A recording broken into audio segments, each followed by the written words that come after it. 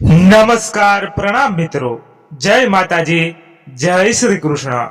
મિત્રો, આજની વાત હું જે લઈને આવ્યો છું તે વાતનું રહસ્ય એવું છે કે તમે છેલ્લે સુધી સાંભળશો તો જ તમને સમજાશે.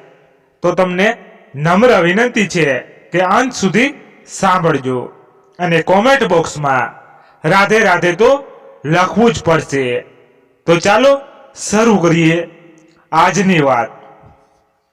આજે ફરી સ્વરાની આંખો ઝબકી ગઈ અને ઊંઘ ઉડી ગઈ. જોર જોરથી રાડો પાડી અને બોલવા લાગી, રેણુ રેણુ.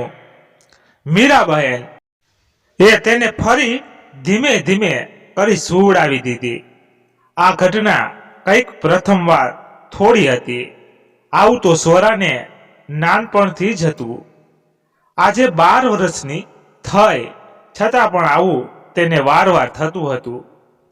સવાર પડતા જ મીરાબહેને સ્વરાના પપ્પા એટલે કે પોતાના પતિ વિનયભાઈ જોશી મેં કીધું કે આટલા વર્ષ હું ચૂપ રહી, પણ હવે નહીં. સ્વરાના પપ્પા, તમે સમજો, આપણી દીકરીને કોઈ ડોક્ટર કે સાયકોલોજિસ્ટ ને બતાવો, નહીં તો શું થશે મારી સ્વરાનું. હા મીરા, અને મને પણ એમ થાય કે હવે તો કંઈક કરવું જ પડશે, વિનય ભાઈ બોલ્યા. બંને વાતો કરતા હતા ત્યારે સ્વરાની સ્કૂલમાંથી ફોન આવ્યો. મીરાબહેને ફોન રિસીવ કર્યો. સામેથી આવતો અવાજમાં જે શબ્દો સાંભળ્યા ત્યાર પછી મીરાબહેનના હાથમાંથી ફોન છૂટી ગયો. સ્વરાની સ્કૂલેથી ફોન હતો કે સ્વરાને ક્લાસમાં અચાનક કંઈક થવા લાગ્યું હતું. તે જોરથી પગ પછાડતી હતી અને ચીસો પાડતી હતી ને બોલતી હતી, મને જવા દો, મને છોડી દો. પ્રિન્સિપલ ઓફિસમાં સન્નાટો છવાયેલો હતો. મૌનને ભંગ કરતા પ્રિન્સિપાલ મીરાબેન અને વિનયભાઈ ઉપર તાડુક્યા. વોટ ઇઝ ધીસ મે જોશી, તમે આટલા વર્ષો સુધી તમારી દીકરી ઉપર ધ્યાન જ નથી આપ્યું કે શું? સ્વરાને કોઈ સાયકોલોજિસ્ટ અથવા ન્યુરોલોજિસ્ટ ને બતાવો. તે ગંભીર માનસિક બીમારીનો શિકાર હોય તેવું લાગે છે. ઘરે આવ્યા બાદ વિનયભાઈએ મીરાબહેનને કીધું કે આજે સાંજે સ્વરાને ડોક્ટર પાસે લઈ જવાની છે. ડોક્ટર બક્ષીની ચેમ્બરમાં સન્નાટો છવાયો હતો. મનને ભંગ કરતા વિનયભાઈ બોલ્યા, બોલો સર, આખરે શું થયું છે મારી સ્વરાને? ડોક્ટર બોલ્યા, મી જોશી, આવો કેસ મેં પણ મારા પૂરા ડોક્ટરી કાળમાં પહેલી વાર જોયો છે કે તમારા કહેવા પ્રમાણે જે પણ ઘટના સ્વરા સાથે થાય છે એ જોઈને કોઈ પણ કહી શકે કે તેને કોઈ માનસિક બીમારી હોય, પણ તેના રિપોર્ટ બધા નોર્મલ કેમ આવે છે? મને એ નથી સમજાતું.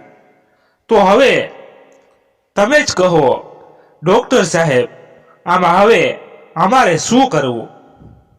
વિનયભાઈ બોલ્યા. થોડી વાર પછી વિચારીને ડોક્ટર બક્ષી બોલ્યા, હું તમને કાલે કોલ કરીને કહીશ. બીજે દિવસે વિનયભાઈ અને મીરાબહેન સવારે ચા નાસ્તો કરતા હતા ત્યારે ડોલ બેલ વાગ્યો. દરવાજો ખોલતા સામે ડોક્ટર બક્ષી હતા. તમને સામે જોઈ વિનયભાઈએ પૂછ્યું, અરે તમે તો? તેમની વાત વચ્ચેથી કાપતા ડોક્ટર બક્ષી બોલ્યા, સ્વરા ક્યાં છે? દેખાતી નથી. ત્યાં જ એક ચીજ સંભાળાણી.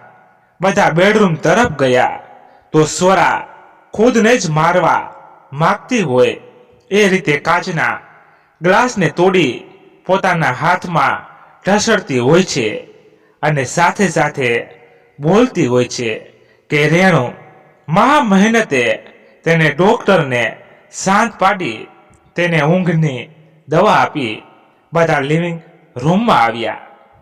મી જોશી, શું સ્વરા આ શબ્દો પેલા કોઈ દિવસ બોલી હતી? ડોક્ટર બક્ષીએ પૂછ્યું.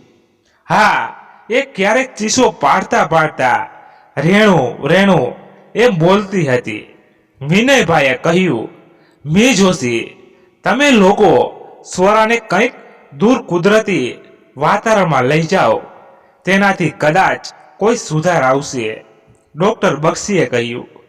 મીરાબહેન અને વિનયભાઈએ કન્યાકુમારી જવાનું નક્કી કર્યું.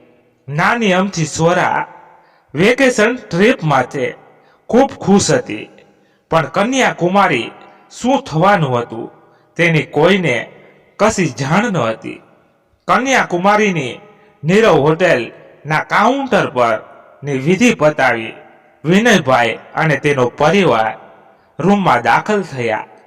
રૂમમાં આવતા જ સ્વરા જાણે આ જગ્યાને પહેલેથી જ જોઈ હોય એવી રીતે બધી વસ્તુ જોવા લાગી અને અચાનક કંઈક યાદ આવતા તે બારે આવી અને હોટેલના મેઇન ગેટની બાજુમાં પડતા નાના દરવાજા સામે એકટીસે જોતી રહી. મીરા બેન આવ્યા. તેને જોઈ ને સાવ નોર્મલ થઈ ગઈ અને તેની સાથે રૂમમાં ગઈ, પણ જતા જતા પણ તે દરવાજા સામે જ જોતી હતી. આખરે શું હતું ત્યાં બીજી તરફ કન્યાકુમારીમાં હેડ પોલીસ ઓફિસમાં નેવ જોઈન્ટ એક ઓફિસર આવ્યો હતો. ઓફિસર અમર, 6 ફૂટનું કદ, પહોળી છાતી, રંગ ઘઉંવર્ણો, આર્મી કટ હેર દેખાવે, એકદમ પરફેક્ટ મેન લાગતો હતો. તેના અત્યાર સુધીના બધા મોટા મોટા કેસની તપાસ શરૂ કરી અને તેના હાથમાં અચાનક એક ફાઇલ આવી. 12 વર્ષ જૂના કેસની ફાઇલ. આ કેસ હતો કન્યાકુમારીના વર્ષો જૂના અને હાલના અમીર ઉદ્યોગપતિ અલોકનાથની સાડી સહરાના આત્મહત્યાના કેસની. ફાઇલ ખોલી અને અમર એ પૂરો કેસ વાંચ્યો અને સ્ટડી કર્યો. તેને લાગ્યું કે આ કોઈ સામાન્ય આત્મહત્યા કેસ નથી. તેને ફરીથી આ કેસને રીઓપન કરવાની તેના સિનિયર પાસે મંજૂરી માંગી. શા માટે રીઓપન કરવા માંગે છે તું આ કેસ? હેડ પોલીસ કોન્સ્ટેબલ સુબ્રમણ્યમ અય્યર એ અમરને પૂછ્યું. સર, મને લાગે છે કે આ કેસમાં કંઈક છુપાયેલું છે. આ કોઈ સામાન્ય આત્મહત્યા કેસ નથી લાગતો. ઓકે, તું જો ઈચ્છે છે તો સ્ટડી કર કેસનું.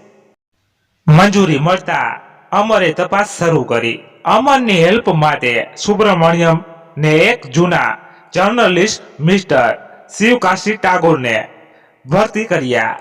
સાથે સાથે નેવ જોઈન્ટ એક અંડરકવર ઓફિસર મિસ પ્રિયા બત્રાને પણ ભરતી કર્યા. આ રેકોર્ડિંગ એટલો મતલબ ભરતી કર્યા. Good morning Priya. અમરે સ્વરાના ઓફિસમાં પ્રવેશ પ્રિયાને કહ્યું. Good morning. પ્રિયાએ સરસ મજાની સ્માઇલ સાથે ઉત્તર આપ્યો. યલો કલરના ટોપ અને બ્લુ જીન્સ સાથે રેડ કલરનો બાંધણીમાં દુપટ્ટો પ્રિયાના ગળા પર લટકતો હતો. પ્રિયાનો રંગ તો ઘઉંવર્ણો હતો, પરંતુ તે દેખાવે એકદમ નમળી અને નાજુક હતી. પરંતુ તેનો દિમાગ તેટલો જ તેજ હતો. હેલો શિવકાશીજી, કેમ છો? શિવકાશીને અંદર આવતા જોઈ અમર બોલ્યો. Good morning. પ્રિયા પણ બોલી. પણ શિવકાશીજીએ તો આવતાની સાથે જ કામની વાત જ શરૂ કરી દીધી. અમર, મેં સહરા સુસાઇડ કેસ જે વખતે બન્યું છે તે વખતના ન્યૂઝપેપરના આર્ટિકલ્સ કલેક્ટ કરી લાવ્યો છું. આપણે તેના પર રિસર્ચ કરીએ, કદાચ કોઈ જાણકારી મળી શકે છે. અમરે થોડું ફીલ કર્યું કે આ વ્યક્તિ અને તેની હેલ્પમાં રાખ્યો છે તો એ આ કેસમાં આટલી ઇન્ટરેસ્ટ કેમ લે છે. પણ તેને એ વાત પર વધુ ધ્યાન ના આપ્યું, કામ પર લાગી ગયો. ત્રણેય જણાએ બધાએ આર્ટિકલ્સ ન્યૂઝ પેપર પર સર્ચ કર્યું, પણ વધુ કંઈ નવી માહિતી ન મળી. પણ ના, એક વસ્તુ જાણવા મળી કે સહરાએ કોઈ અજ્ઞાત કારણસર આત્મહત્યા કરી હતી. કારણ કે અલગ અલગ આર્ટિકલ્સને ન્યૂઝપેપરમાં જુદા જુદા કારણો બતાવેલા હતા, કોઈ પ્રોપર કારણ ન હતું. આ બધામાં એક વાત કોમન નથી કે તે કોઈ રિલેશનમાં હતી. આખરે શું હતું એ કારણ? વિનયભાઈ અને મીરાબહેન સાથે કન્યાકુમારીમાં સ્વરા રામેશ્વર મંદિર પાસે દર્શનમાં ગઈ. વિનયભાઈ અને મીરાબહેનના એમ થતું હતું કે કદાચ હવે તેની પુત્રીની તબિયતમાં સુધારો આવશે. પરંતુ દર્શન કરી બહાર આવી અને તે લોકો મંદિરની આસપાસના એરિયામાં ફરતા હતા. ફરતા ફરતા એ સમુદ્ર કિનારે માછીમારોના એરિયા પાસે પહોંચી ગયા. અચાનક સ્વરા ગાયબ થઈ ગઈ. તેના માતા પિતા એકદમ ચિંતામાં પડી ગયા. અજાણ્યા શહેરમાં, અજાણ્યા વિસ્તારમાં, અને એ પણ માછીમારોના એરિયામાં. તેની સ્વરા ક્યાં ફસાઈ હશે? આ તરફ અમર, પ્રિયા અને શિવકાશી માછીમારોના એરિયામાં સહરાના પિતાનું ઘર હતું, ત્યાં તપાસ માટે ગયા. જે મીરાબહેન અને વિનયભાઈ સ્વરાને લઈ જે એરિયામાં ગયા હતા ત્યાં જ હતું. તે ત્રણેય ત્યાં પહોંચે છે એ પહેલા સ્વરા ત્યાં પહેલેથી જ હતી અને તૂટેલા ફૂટેલા જૂના મકાનમાં તે એ રીતે ફરતી હતી કે જાણે આ ઘર તેનું પોતાનું જ હોય. અને અમર, પ્રિયા અને શિવકાશી ને ત્યાં જોઈ તે અચાનક જ એક જોરથી બમ પાડી. શિવ એમ બોલી. તે શિવકાશી પાસે આવી અને તેને ભેટી પડી. શિવકાશી હજી આશ્ચર્યચકિત હતા. પોલીસ સ્ટેશન આવી શિવકાશીએ પૂરી વાત માંડીને કરી. હું અને સહરા એકબીજાને ખૂબ જ પ્રેમ કરતા હતા, પરંતુ તેના મૃત્યુનું કારણ તમારાથી પણ અજાણ્યું રહ્યું છે.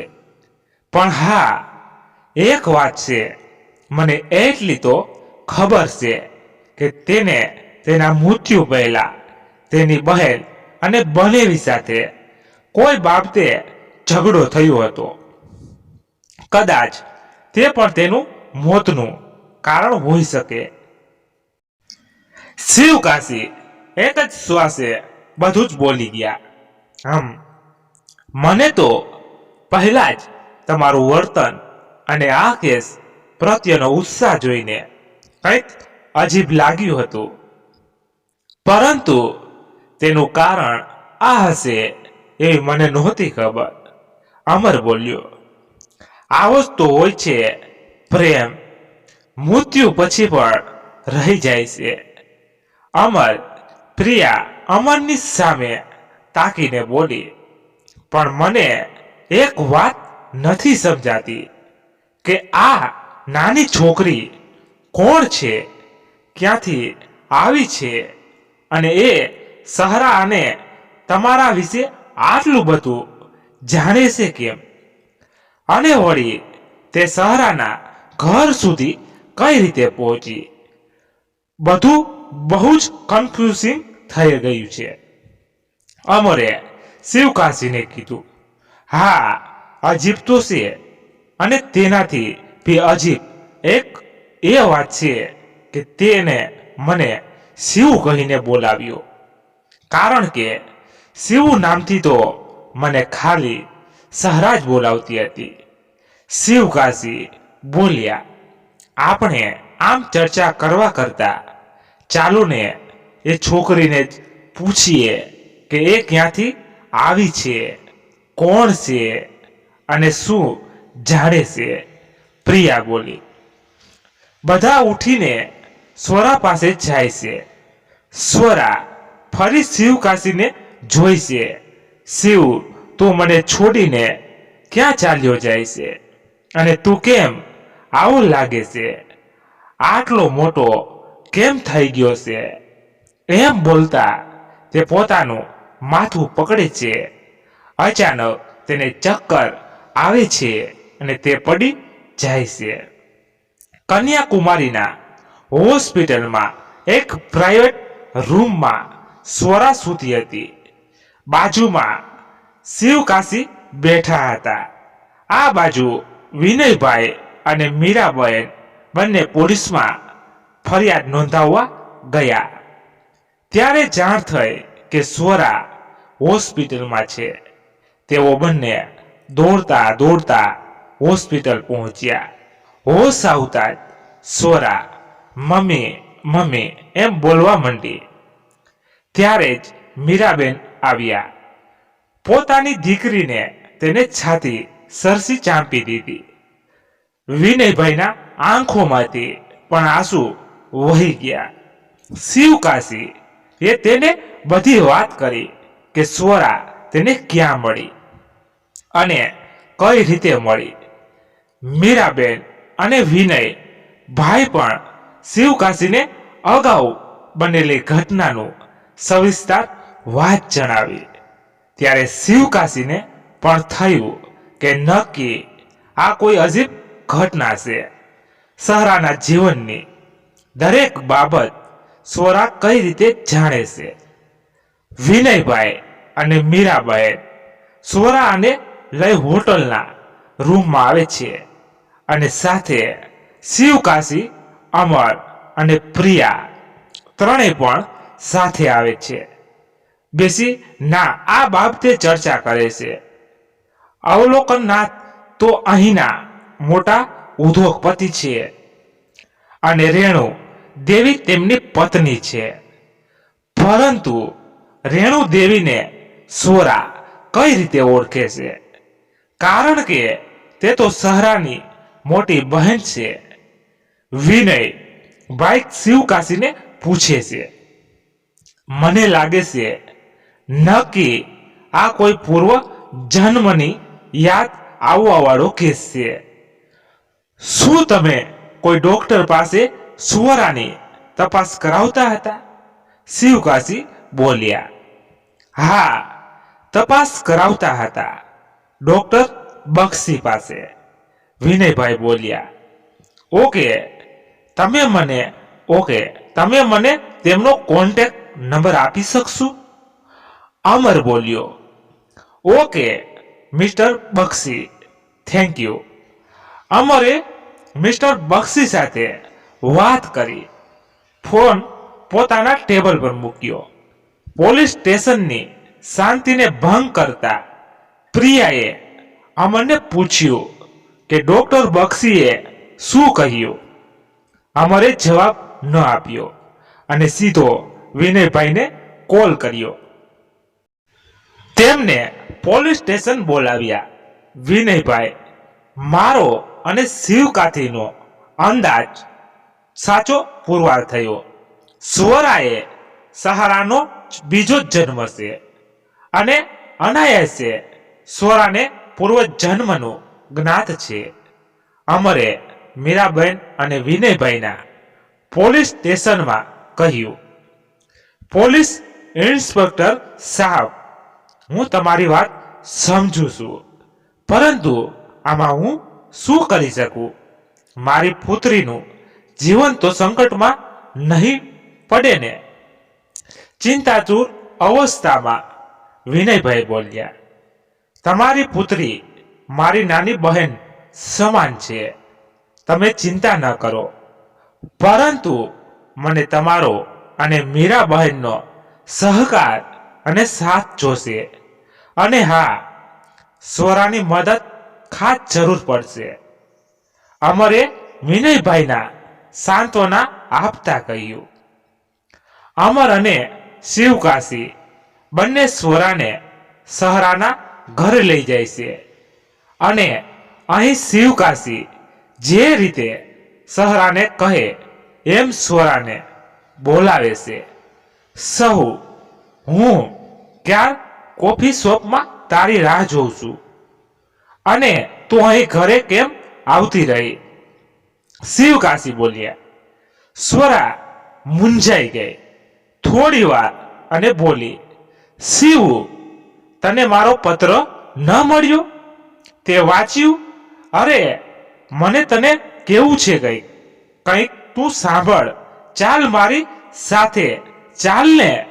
શિવકાશીનો હાથ પકડી સ્વરા તેને મેઇન હોલમાં લઈને આવી અને તે વચ્ચે ઊભી રહી ને બોલી, તને ખબર છે અહીં શું છે? એક રહસ્ય છે, જાણવું છે તારે? પછી જોરથી હસવા માંડી. કન્ફ્યુઝ થયેલા શિવકાશીએ કીધું, બોલને સહુ, મારે જાણવું રહસ્ય છે. શિવ, તને યાદ છે લાસ્ટ ટાઈમ જ્યારે આપણે મળ્યા હતા, મેં તને કીધું હતું ને કે મારે તને એક વાત કહેવી છે. એ વાત એમ છે કે જીજુ માનતા જ નથી. સ્વરા બોલી, પણ શેના માટે નથી માનતા? શિવકાશી જાણે સહરાને જ કહેતા હોય તેમ બોલ્યા, એ જ કીધું હતું ને તને, અરે મોટી ડીલ કરવા માંગે છે, ત્યારે એ પણ વિદેશી કંપની સાથે, અને તે કંપનીના હેડ સાથે મારા લગ્નની વાત. સ્વરા બોલી. અચાનક કંઈક યાદ આવ્યું. સ્વરા ઉપર દોડી ગઈ અને બીજા બધા ત્યાં પહોંચે તે પહેલા તે બેહોશ થઈ ગઈ. બધા જ વિચારમાં પડી ગયા કે એવું તો શું યાદ આવ્યું હતું કે સ્વરા બેહોશ થઈ ગઈ. હોશ આવ્યો ત્યારે સ્વરા મમ્મી મમ્મી, પપ્પા એમ બોલવા લાગી. બધાને લાગ્યું કે હવે સ્વરાને થોડો રેસ્ટ આપવો જોઈએ, એટલે તેને સુવડાવી હોટલની બહાર એ આવીને અમર અને શિવકાશી આલોકનાથ ના ઉદ્યોગ અને બિઝનેસ બાબતે શોધખોળ શરૂ કરી. પ્રિયા આલોકનાથના પત્ની અને સહરાના બહેન રેણુદેવીને મળવા ગઈ. આટલા વર્ષો પછી હવે કેમ જાગી પોલીસ, અને હવે તમે તપાસ કરો છો? અરે મારી બહેન જ્યારે મોતના મોંમાં ચાલી ગઈ ત્યારે શું કરતી હતી? પોલીસ, બોલો. રેણુદેવી જ્યારે પ્રિયાને મળે છે અને પ્રિયા તેમને સહરાના કેસ વિશે પૂછે છે, ત્યારે તે પ્રિયાના ગુસ્સામાં બોલે છે, મેડમ, તમે પહેલા જરા શાંતિ રાખો અને મને બોલવા તો દો. હું આ કેસમાં એક સપોર્ટર અધિકાર છું. મને માત્ર તપાસ માટે જ અહીં મોકલેલી છે. તો આપ શાંતિથી ખાલી મને જણાવશો કે સહરા સ્વભાવે કેવી હતી? શું કોઈ અનબન હતી તમારા વચ્ચે? પ્રિયા રેણુદેવીને કહે છે, ના, કોઈ ઝઘડા કે તકરારની શક્યતા જ ન હતી મારા અને સહરા વચ્ચે. બહુ જ ખુશ મિજાજ અને હસમુખી હતી મારી બહેન, સદાય હસતી. રેણુ દેવી ખુરશી પરથી ઊભા થઈ બાલ્કની તરફ જતા જતા બોલ્યા અને વિચારોમાં ખોવાઈ ગયા. સ્વરાની યાદ આવતા તેમની આંખોમાં આંસુ આવી ગયા. પાછળથી પ્રિયાએ જ્યારે તેમને ખંભા પર હાથ મૂક્યો તો તે વિચારોની દુનિયામાંથી ફરી પાછા અસલી દુનિયામાં આવી ગયા. રેણુ દેવી, હું પણ તમારી બહેનને ન્યાય આપવા માટે જ મહેનત કરું છું. પ્લીઝ મને જણાવો કે તેમના સુસાઇડ પહેલા તમારી કે કોઈ બીજા સાથે તેમની કોઈ વાત થયેલી? પ્રિયાએ રેણુ દેવીને આશ્વાસન સાથે કહ્યું, ના, મારી સાથે તો કોઈ ઝઘડો કે કઈ વાત નહોતી થઈ, કારણ કે તે સમયે હું એક મીટિંગ અટેન્ડ કરવા દિલ્હી ગઈ હતી. જેવો મને આલોકનો ફોન આવ્યો કે સહરાએ સુસાઇડ કર્યું છે ત્યારે હું દિલ્હીથી પહેલી ફ્લાઇટમાં અહીં આવી. તો આલોકનાથજીને કઈ રીતે ખબર પડી કે સહરાએ સુસાઇડ કર્યું છે? શું તે ત્યાં હાજર હતા કે કોઈ બીજી વાત હતી? પ્રિયાએ રેણુ દેવીને પૂછ્યું, તમે મારા પતિ ઉપર શક કરો છો? અરે, એમણે તો જ્યારે તે મીઠાઈ લઈ મારા પપ્પાના ઘરે ગયા ત્યારે સહરા પંખા પર લટકતી જોઈ તે તો પોતે જ હેબતાઈને બેહોશ થઈ ગયા હતા. હોશ આવતા મને ફોન કર્યો હતો, પછી પોલીસને ફોન કર્યો હતો. રેણુ દેવી પ્રિયાને બધું જ એક શ્વાસે બોલી ગયા. ત્યાં અચાનક ડોરબેલની ઘંટડી વાગી. નોકરે દરવાજો ખોલ્યો ત્યારે સામે આલોકનાથ હતા. પ્રિયાને જોઈ તેમણે રેણુ દેવી સામે પ્રશ્ન નજરે જોયું. આવી ગયા, તમે કેવી રહી આજની મીટિંગ? આ પ્રિયા છે, સહરાનો કેસ જોવે છે. રેણુ દેવીએ જવાબ આપ્યો. આલોકનાથના ચહેરા પર એક આશ્ચર્ય સાથે ડર દેખાયો, પણ બીજી જ પળે પોતાને સ્વસ્થ કરી બોલ્યા, સહરાના કેસની ફાઇલ હવે હાથમાં આવી. તમારા અત્યાર સુધી ક્યાં હતા તમે લોકો? હું આ કેસમાં એક સપોર્ટર અધિકાર છું. મને માત્ર તપાસ માટે જ અહીં મોકલેલી છે, પ્રિયાએ કીધું. ઓકે, એમ બોલી આલોકનાથ ઉપર ચાલ્યા જાય છે. અમર વધારે મોડું કર્યા વગર સહરાના ઘરના મેઇન હોલમાં ખોદકામ શરૂ કરાવે છે. ખોદકામમાં જે બહાર આવ્યું તેનાથી અમર ચોંકી ગયો. સહરાના ઘરના મેઇન હોલમાંથી એક તાબૂત નીકળ્યો અને તાબૂતમાં વિદેશી હીરા અને રત્નો મળ્યા. અમરે તુરંત શિવકાશી અને પ્રિયાને ત્યાં બોલાવ્યા અને બધું જ સામાન સરકારની કસ્ટડીમાં લઈ લીધો. શિવકાશીએ પોતાના પાછલા વર્ષોની રિપોર્ટિંગના આધારે કહ્યું, જે સમયે સહરાએ આત્મહત્યા કરી હતી તે સમયે જ વિદેશી વાહનની લૂંટ પણ થઈ હતી, પરંતુ તેથી વધારે આગળ કોઈ તપાસ થઈ ન હતી.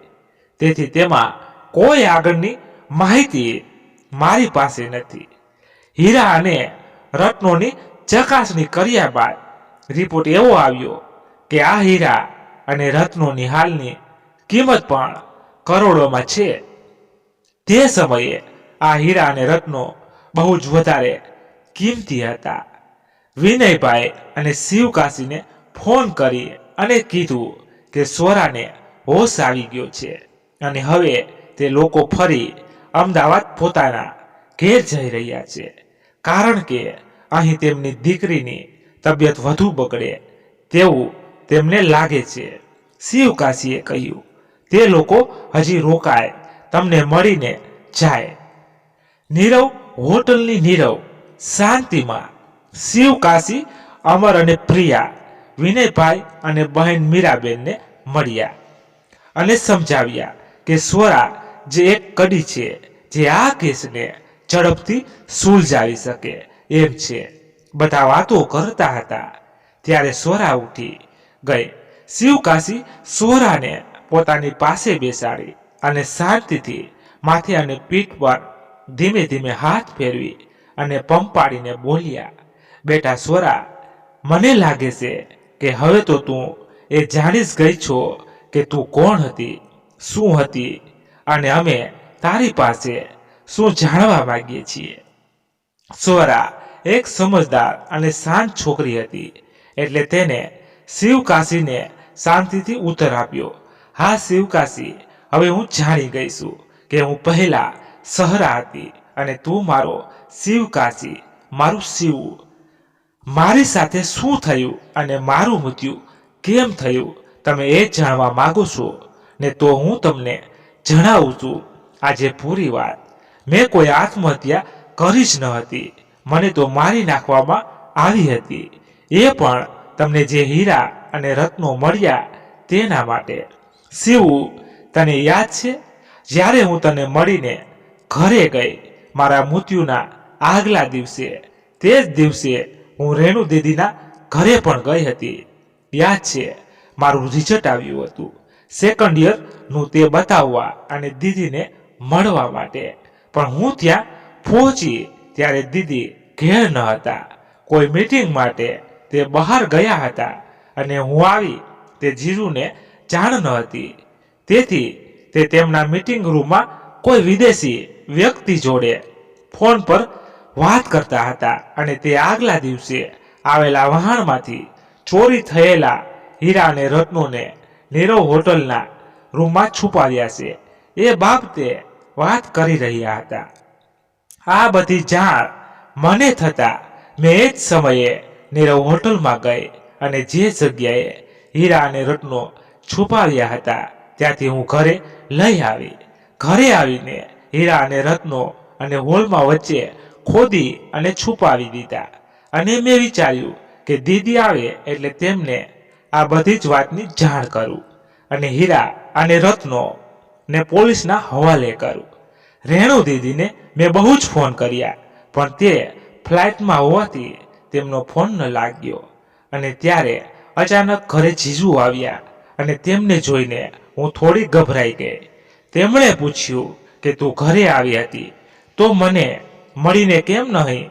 હું તેમના પર તૂટી પડી. અમારા બંને વચ્ચે બહુ ઝઘડો થયો અને મેં તેમના માથા પર ફ્લાવર પોટ માર્યો.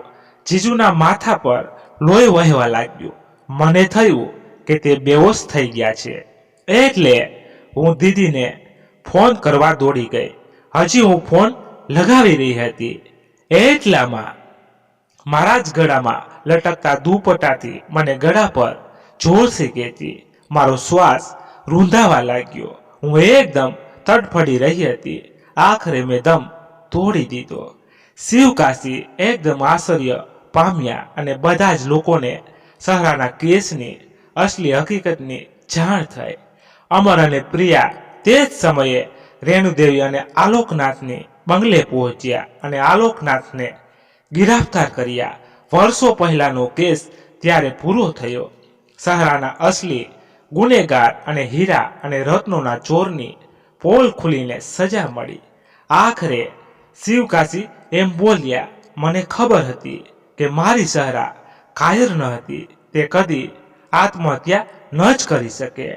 મિત્રો, આજની વાત સમાપ્ત થઈ. મિત્રો, તમારે શું કહેવું છે વાત વિશે તે કોમેન્ટ બોક્સમાં તમારો અભિપ્રાય જણાવજો અને પસંદ આવ્યું હોય તો લાઈક કરી અન્ય મિત્રો સાથે વહેંચવા વિનંતી છે અને ચેનલને સબસ્ક્રાઇબ ના કરી હોય તો કરી નાખો. ધન્યવાદ. ફરી મળીએ નવી વાર્તા સાથે. ત્યાં સુધી બધા મસ્ત રહો, તંદુરસ્ત રહો. જય માતાજી, જય દ્વારકાધીશ. હર હર મહાદેવ મહાદેવ મહાદેવ.